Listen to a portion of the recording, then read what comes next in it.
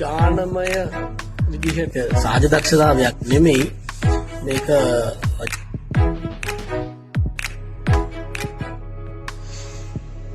Hello, ඉතින් අපි ආයෙත් වීඩියෝ එකකට ආවා.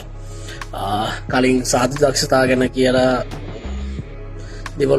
දිවරෝල් කරලා කන හොලවලා සමහර අය මට බැන්නත් එක්ක මේ මොනව කරන්න ඉතින් තිබ්බ සහජ දක්ෂතාවට කිව්ව මොන්නේ. එතකොට මං අද කතා කරන්න ආවේ ජානමය විදිහට සම්ප්‍රේෂණය වෙන තවත් දෙයක් ගැන කියන්න. ඒක ඇත්තටම මටත් තියෙන දෙයක්. මේකත් බලලා කට්ටිය බණීද දන්නේ, ඒක ප්‍රශ්නයක්. එතකොට එහෙම ලක්ෂණයක් තමයි මම දැන් මේ කතා කරන්න යන්නේ. මේකත් ඉතින් හැමෝටම නෑ. ඒක සහජ දක්ෂතාවයක් නෙමෙයි. මේක ජාන වලින් එන දෙයක්. මේ බලන්න වලට තියෙනවද කියලා බලන්න. මේ මෙහෙම එකක් නේ. එන්න මෙහෙම හිලක්. පේනවද? හරි. කම්මුලේ වල ගැසීම. සමහර අයගේ දෙපැත්තෙම තියෙනවා.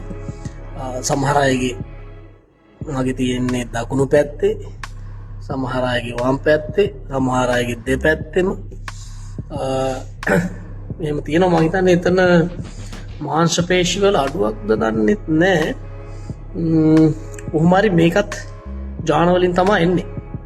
මේ ජාන වලින් එන ලක්ෂණයක් මේක. සමහර අය මේක කෘතිමව ගන්න යනවා. එහෙම ගන්න යන්න බෑ. එහෙම කරන්න ගිහලා ආහාරන්න යන්න එපා. මොකද එහෙම ගන්න බෑ මම හිතන්නේ. එතකොට මේක ජාන වලින් එන දෙයක්. ඉතින් මට කියන්න ඕනේ මෙච්චරයි. ඉතින් මට තියෙනවා එහෙම එකක්. තේරෙනවද? ඉතින් මම hina වෙද්දි ඔක පේන්න ඉතින් ඔහොම ගාලා hina වෙනවා. ඒක පේන්නේ නැහැ මේ රැවුල හින්දා. ඒක වදින් හෙක් කරගෙන තමයි යන්නේ. ගොඩක් එහෙම වුණාම තමයි පේන්නේ. ඔහොම වුණාම පේනවා. ඔහොම වුණාම ලොකුවට පේනවා ඒක නේ. රයිට්. ඒක තමයි මට මේ පාර කියන්න ඕනේ. ඉතින් එහෙම එකක් තිබ්බා. එහෙනම් පස්සේ හම්බෙමු. රයිට්. ආයි බෝ.